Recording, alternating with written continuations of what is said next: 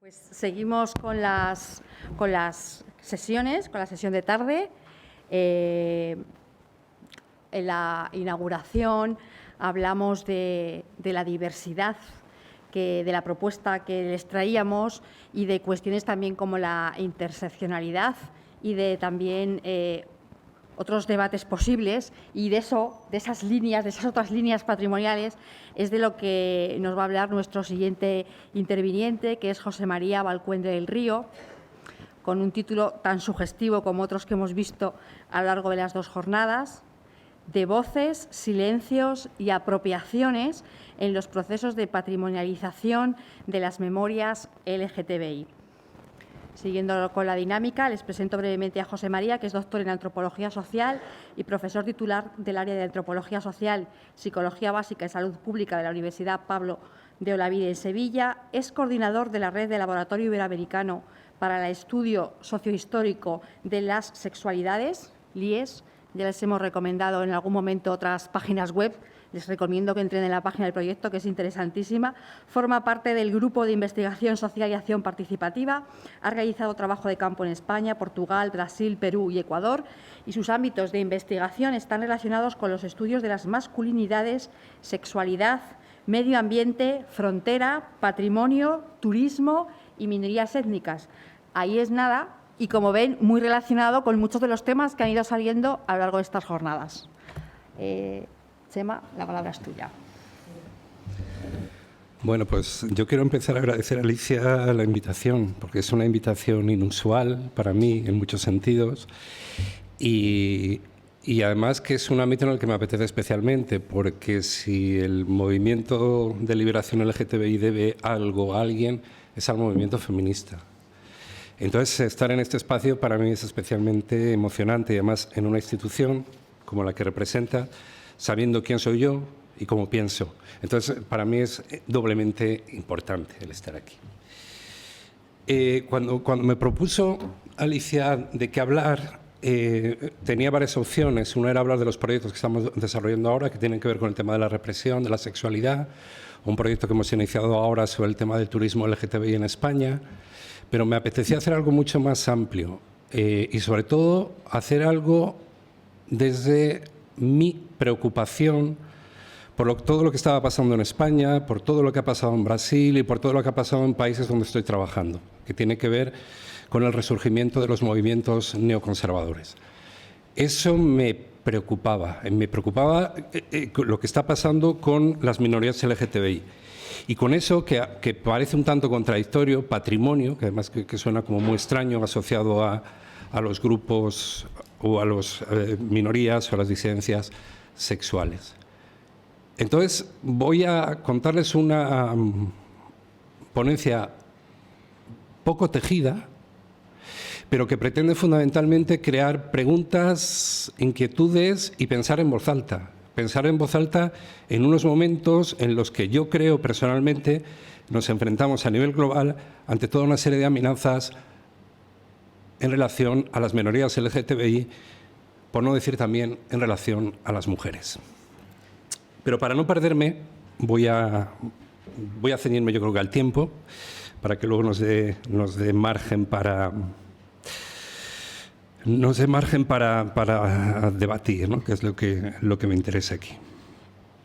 Bueno, en la conferencia de hoy, como les decía, me interesa más que entrar en proyectos de investigación que estamos desarrollando en estos momentos, vinculados con la represión de la homosexualidad durante el franquismo y el turismo LGTBI en España, plantear una reflexión de carácter general en torno a la memoria de los colectivos LGTBI en el presente en que vivimos. Al fin y al cabo, toda memoria es presentista. Al igual que hacemos a nivel individual, a nivel colectivo activamos o desactivamos parte de nuestra historia en función de nuestro presente. No es cierto que el patrimonio sea pasado. El patrimonio es fundamentalmente futuro. Y cuando hablamos de patrimonio, nos guste o no, hablamos, y yo voy a hablar también, de política. Igualmente sucede con eso que denominamos patrimonio. Lo que para algunos son elementos patrimoniales, para otros son elementos detestables que habría que dinamitar. Al fin y al cabo, los elementos patrimoniales son una selección de elementos a partir de los que damos voces o silencios a la historia en función de intereses concretos.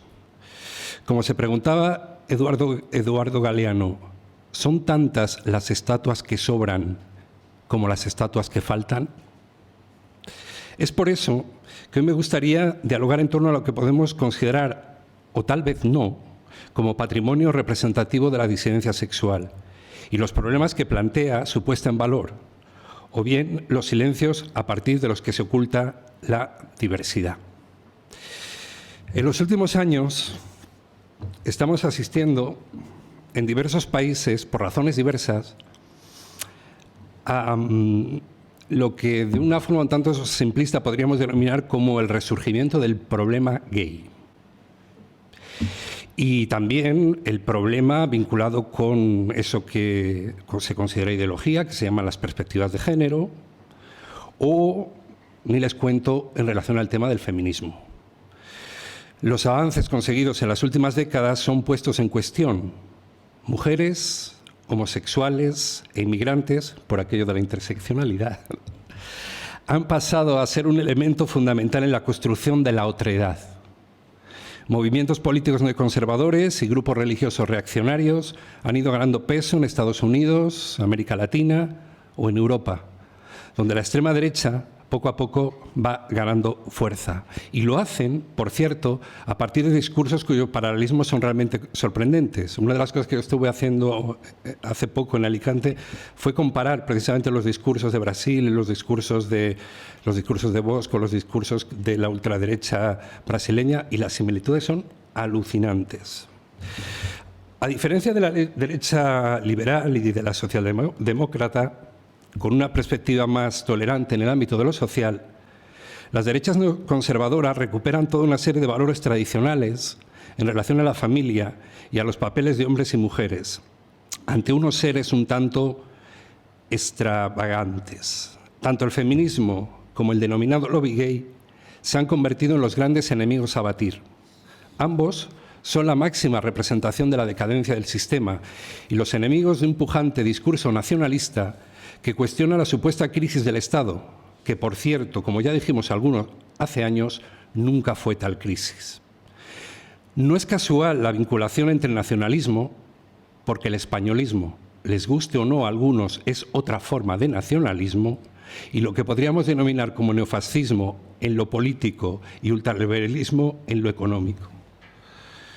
El discurso nacionalista.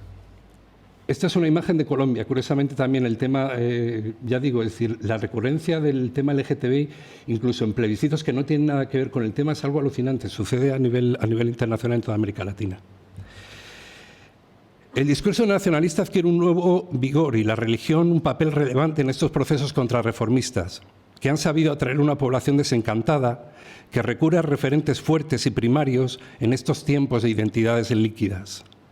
La familia y la nación, enraizadas a toda una serie de tradiciones, se convierten en ideas fuerza que se contraponen al mundo abstracto e impersonal de la globalización y proporcionan seguridad ante la incertidumbre de toda una serie de cambios que cuestionan los caminos ya aprendidos. La oposición a los avances conseguidos en derechos de las mujeres y de los homosexuales ha sido canalizada en algunos países por movimientos sociales, sin que tengan una traducción en partidos políticos concretos. Así sucede, por ejemplo, en algunos países latinoamericanos como Perú. En Latinoamérica, un continente, por cierto, en que los diferentes grupos evangélicos ocupan un plano central. En otros casos, asistimos a una articulación política de los sectores conservadores en torno a determinados partidos y liderazgos políticos aparentemente opuestos al establishment, con un extraordinario éxito. Véase el caso de Brasil. Y en otros casos, con un menor éxito electoral, han ido condicionando la agenda política de sus competidores que de forma progresiva van radicalizando sus discursos. Véase el caso de España. Bien es cierto que la contestación social a estos avances no es nueva. Las manifestaciones en numerosos países europeos y latinoamericanos contra el matrimonio LGTBI, el aborto, la denominada ideología de género, se producen desde hace años. el protagonismo de los movimientos feministas y de los grupos LGTBI que han conseguido avances notables en los derechos de los grupos minorizados, se ha traducido como una amenaza para la realidad heteronormativa. La familia está en peligro ante una mujer desnaturalizada y los niños corren el riesgo de vivir en un mundo sin moral. Como nos recordaba nuevamente Eduardo Galeano, es el tiempo del miedo. Miedo a la violencia del hombre, miedo a la mujer sin miedo. Oscar Wilde, hace ya tiempo, anunciaba en una excelente obra del mismo nombre la crisis de la heterosexualidad. Y efectivamente, toda crisis conlleva una contestación que responde a la incertidumbre. En España lo vivimos con el divorcio, posteriormente con el aborto y después con el matrimonio entre las personas del mismo sexo, o lo que las derechas denominan como la ideología de género. Algunos de estos debates parecían superados, aunque la realidad política muestra cómo su activación genera algunos réditos electorales, menos de lo que algunos líderes piensan, tal y como se pudo comprobar en las últimas elecciones. La descripción de este contexto general en un país como España, que es en el ámbito de los derechos de los grupos LGTBI uno de los países más avanzados del mundo, nos debe llevar precisamente a reflexionar sobre las memorias, los silencios e incluso sobre los procesos de visibilización y las formas de patrimonializar la memoria LGTBI, más en un contexto en el que por parte de determinados sectores se inciden cuestiones como que se obliga a los niños a ser homosexuales y transexuales o que se les enseña a tener relaciones sexuales con animales, o que es necesario reivindicar las terapias de reconversión, tal y como hace parte de la Iglesia o algunos líderes políticos y sociales. Claro, ante este panorama contradictorio de avances y retrocesos, nos encontramos, como no podía ser de otra manera, toda una serie de memorias confrontadas que tienen que ver con la reinterpretación del pasado en función de lo que se espera de estos grupos. Pero, ¿qué entendemos por memoria LGTBI? ¿Existe un patrimonio que pueda ser denominado así? Evidentemente, hasta hace unos años, hablar de identidades sexuales y patrimonio sería un absurdo, de la misma forma que lo es hoy para los ultraconservadores. Y lo sería por varias razones, entre otras porque las visiones patologizantes no admiten una perspectiva política. Como señala Ricardo Llamas, lo femenino, al igual que lo homosexual, ha sido considerado parte del ámbito de lo privado. Es naturaleza. Incluso es una realidad presocial, esencializada a lo largo del tiempo y de la historia. La memoria se transforma en biología, que es, en último término, el destino de las mujeres, homosexuales y grupos racializados, cuyos cuerpos son representados como ahistóricos, al margen del pasado, del presente y del futuro. La hipercorporización ha marcado los cuerpos no normativos, unos cuerpos que deben ser, parafraseando a Foucault, disciplinados. La memoria de la homosexualidad fue durante mucho tiempo la contramemoria a las narraciones nacionales, a las narraciones míticas, que sustentan la masculinidad hegemónica, lo no masculino, las mujeres, los migrantes, los homosexuales, representan a un otro cosificado que supone de una u otra forma una amenaza contra el mundo del orden y de la moral, que representa la familia supuestamente natural y su prolongación en la nación.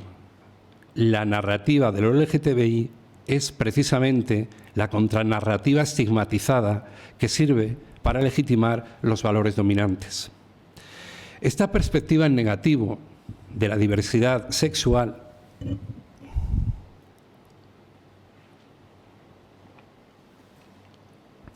se evidenció de una forma especialmente clara en los regímenes dictatoriales.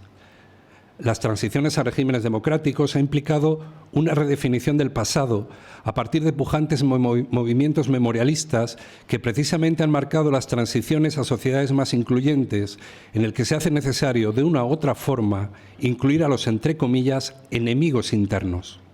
Así sucedió en Alemania y en épocas más recientes en Argentina, Chile o en España, incluso en países como Perú y Colombia, cuya historia está marcada por las guerras internas. La consolidación y o recuperación de la democracia formal exigía una negociación sobre el futuro y, lo que es lo mismo, el cuestionamiento de un pasado excluyente. En la mayor parte de estos procesos,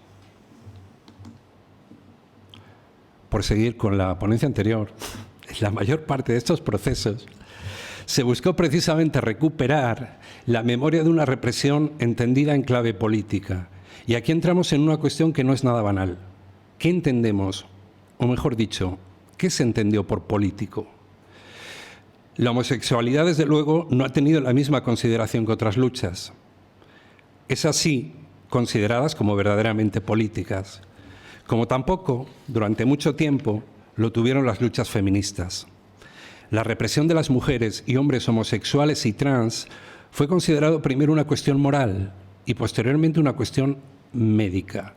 Esta lectura medicalizada de la homosexualidad se puso de manifiesto en la amnistía de la transición, considerada por muchos como una ley de punto final, pensada fundamentalmente para evitar en el futuro el procesamiento político de los represores.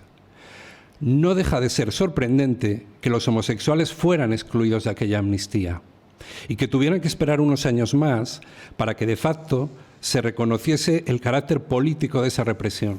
Al fin y al cabo, los enfermos no tienen que ser amnistiados, en todo caso, tratados y recluidos para protegerles a ellos y a los otros. Evidentemente, esta lectura de la homosexualidad como enfermedad o perversión influirá de una forma notable en los silencios sobre los disidentes sexuales. Silencios por parte de diferentes fuerzas políticas. La homofobia en el pasado se expandía por partidos políticos de todo tipo y de toda ideología. De hecho, en los grupos que se movían en la clandestinidad, la homosexualidad era considerada un peligro dentro de las organizaciones de izquierda, que podían poner en riesgo a toda la organización. Habrá que esperar unos años más para que los partidos autodenominados progresistas asumieran la bandera de los movimientos LGTBI. El segundo factor que incidirá en los silencios sobre las memorias LGTBI está relacionado con el estigma de las mujeres y hombres y de los trans que no se adecuaban a la heteronormatividad o a los cánones de género. Esto ha hecho que, por ejemplo, elementos clave de algunas personalidades que experimentaron la represión, véase, por ejemplo, Lorca, fueran considerados secundarios para explicar su asesinato. Y esto posiblemente porque le quitaba épica a un crimen ideológico. Una cosa es morir por defender una idea y otra, muy diferente, morir por maricón. La desconsideración de la clave sexual, las amnesias, han contribuido en buena medida a distorsionar la historia y a ocultar la crudeza de la represión en el pasado, palpable en hechos como la emigración desde zonas rurales hacia zonas urbanas, como Barcelona, o incluso a zonas turísticas, como Torremolinos. Estaríamos hablando de un auténtico exilio motivado por la presión social, en ocasiones un exilio interno, en otras externo. Pero si repensar y visualizar el pasado desde las memorias disidentes nos puede ayudar a comprender algunos movimientos migratorios, también nos ayudaría a comprender suicidios, abusos policiales que marcaron la vida de muchos homosexuales durante el franquismo. No podemos olvidar que lo que no se nombra no existe. El rechazo de la homosexualidad a nivel social, su negación, fue también la negación de miles de historias anónimas, marcadas por el chantaje, la violencia, la ocultación. De hecho, este fue uno de los problemas fundamentales para que muchos homosexuales pudieran acceder a las indemnizaciones que mal y tarde le reconociera el sistema democrático. Muchos hombres y mujeres han vivido un auténtico infierno personal, asumiendo un discurso dominante que habitualmente se ha traducido en homofobia interiorizada. Sin embargo, la lucha por los derechos de los movimientos LGTBI ha conseguido hacer visible a una parte de los disidentes sexuales, un proceso en el que, como no podía ser de otra manera, asistimos a la reconstrucción de un pasado con el que se aspira a la visibilidad en el presente y en el futuro. Sin duda, la lucha de los movimientos sociales ha sido fundamental en este proceso de recuperación de derechos. Ahora bien, de la misma forma que la historia global se reconstruye, de la misma forma que la historia global, la historia de los movimientos LGTBI se reconstruye a partir de procesos de colonización.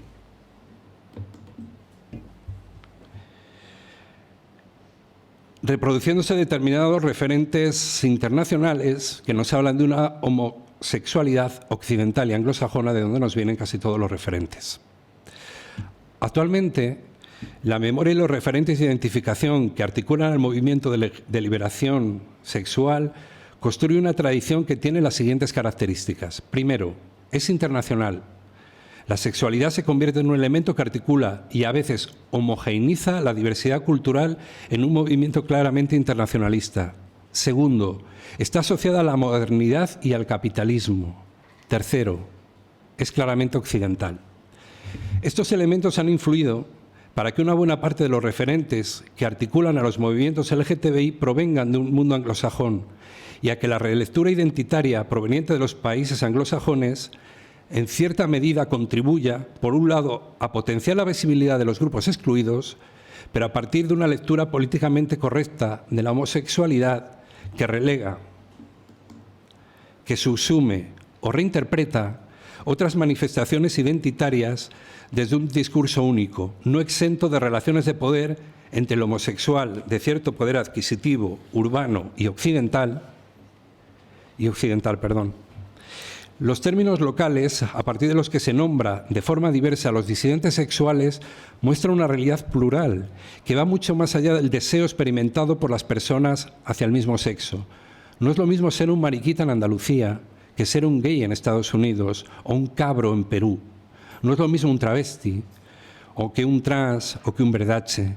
Cada tiempo histórico y cultural nos aproxima una riqueza cultural extraordinaria.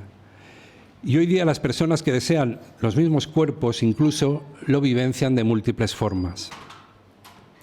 En todo caso, esta forma globalizada de entender la sexualidad ha contribuido a la defensa de los grupos excluidos por su opción sexual, articulando un movimiento que ha servido para defender los derechos de los disidentes sexuales a nivel internacional. Sin embargo, la fijación de una narrativa global única ha contribuido también a la simplificación de una realidad tan diversa como pueda serlo la heterosexualidad y a descuidar las historias locales de los movimientos LGTBI. No deja de ser sorprendente, por poner un ejemplo, la reivindicación de Stonewall como mito fundador y el desconocimiento de los procesos de resistencia y represión experimentados en otros países, incluido España.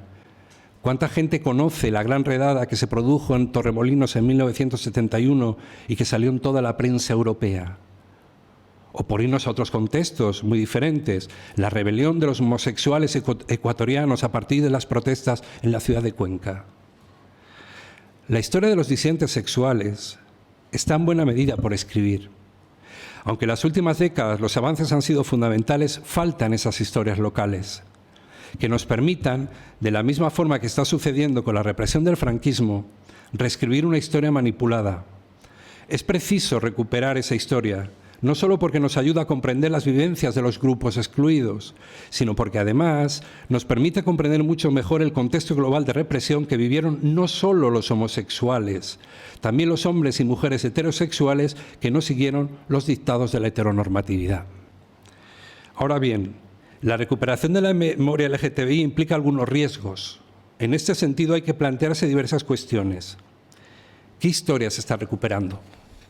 ¿Quiénes están recuperando la historia de los movimientos LGTBI? Y una tercera pregunta, no menos importante, ¿para qué se está recuperando esa historia? ¿Cómo vamos de tiempo? Vale. No nos va a sobrar entonces. Patrimonializar memorias tiene enormes potencialidades, pero también implica graves riesgos. La potencialidad es precisamente crear un contradiscurso al discurso de la difamación, lo que conlleva potenciar referentes en positivo para aquellos y aquellas que han optado por vivir la disidencia sexual o que no se adecuan a los cánones de género. La historia de la homosexualidad ha sido una historia trágica sin finales felices Y no digamos nada, la de la transexualidad, cuyo único referente durante mucho tiempo ha sido la prostitución. Cuando la sexualidad se ha convertido en un referente central, a través del que se ha identificado a la gente en negativo, las consecuencias sociales y personales han sido desastrosas. Es por ello que las identidades sexuales requieren también de personajes que sirvan como referente a las nuevas generaciones, que les muestre que un homosexual, una lesbiana o un trans puede ser un abogado, puede ser una médica, hasta puede ser un ministro. De hecho, como en cualquier grupo identitario, asistimos a una cierta reificación y reinvención del pasado, a partir de la cual se ha creado también por parte del movimiento LGTBI una tradición mítica, un proceso inevitable, y yo diría que hasta positivo, aunque en cierta medida sea cuestionable. La segunda potencialidad de los procesos de patrimonialización de la memoria implica un reconocimiento de aquellos que en el pasado experimentaron el dolor y lucharon por una sociedad más justa.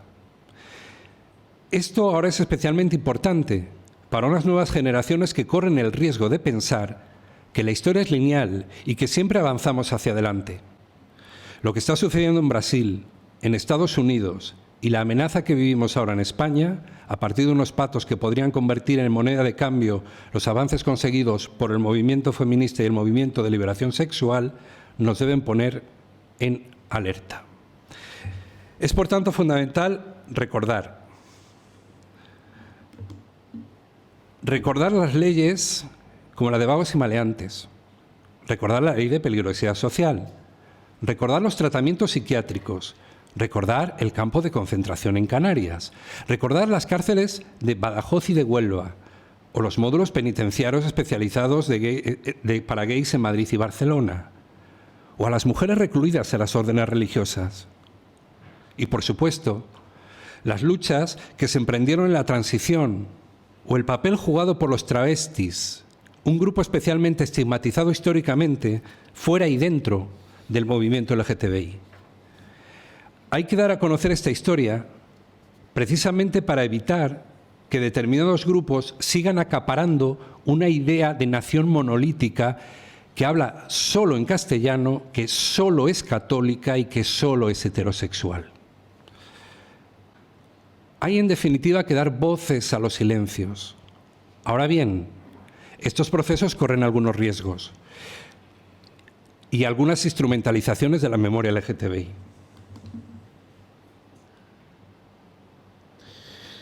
Y algunas instrumentalizaciones de la memoria LGTBI son cuanto menos sospechosas.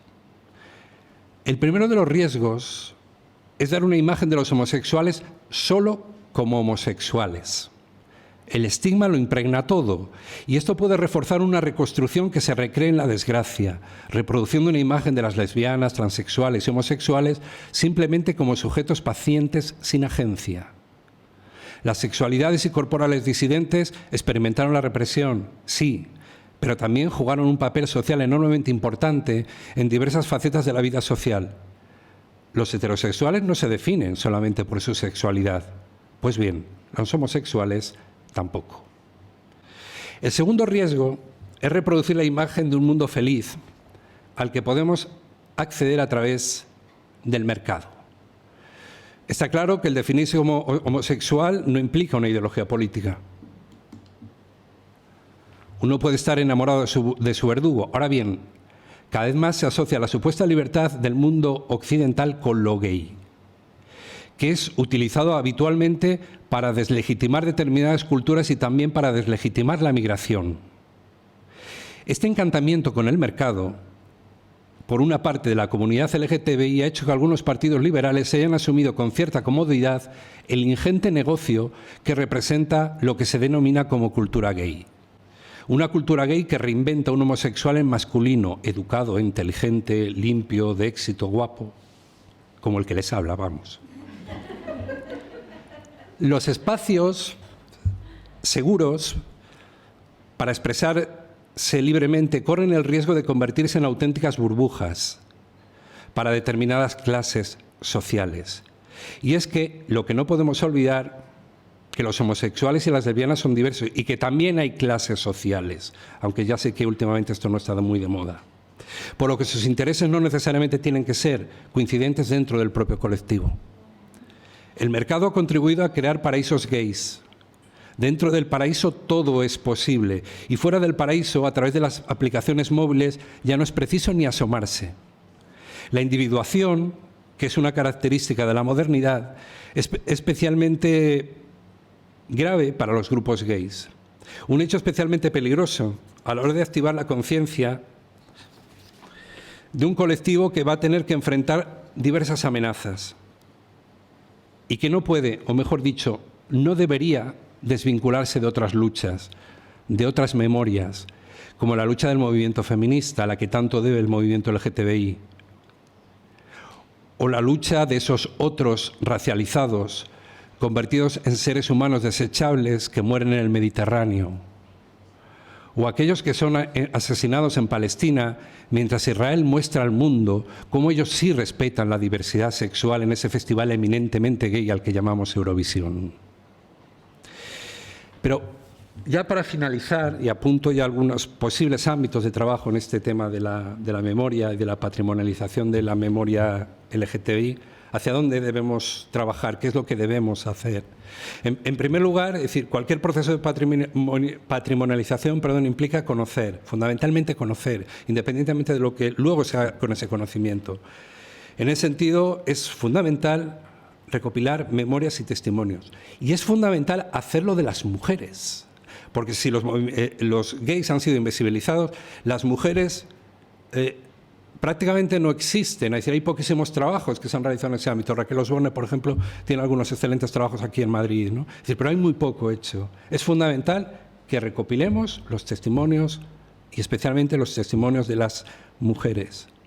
Es fundamental el tema de los archivos, algunos de ellos enormemente descuidados, donde se puede acceder a un montón de información que tiene que ver con las fichas policiales o que tienen que ver con los procesos de represión que experimentaron los homosexuales.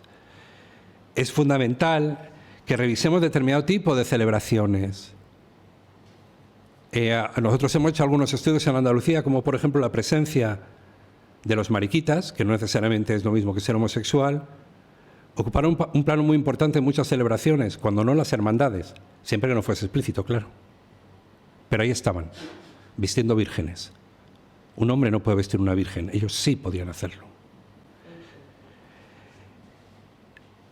También debemos pensar en algunos espacios, en algunos contextos urbanos. Es decir, el proceso, por ejemplo, que está llevando a cabo ahora una asociación, el Pasaje Begoña, que tenéis ahí el sorteo del 1 de junio, que se hizo en homenaje a esa redada que yo os comentaba antes. Es decir, se están poniendo en valor determinado tipo de espacios, pero también los espacios de la represión. Normalmente a los políticos les gusta más este tipo de celebraciones, les encanta. Ahora, el tema de las cárceles les gusta menos. Por ejemplo, la cárcel de Huelva sí ha sido reconocida, pero se sigue lamentablemente en una situación penosa. Hay que proteger esos contextos porque la memoria de mucha gente está ahí. Y porque además es una forma de visibilizar a esos grupos que tuvieron que vivir su vida o con una doble vida o simplemente en la oscuridad.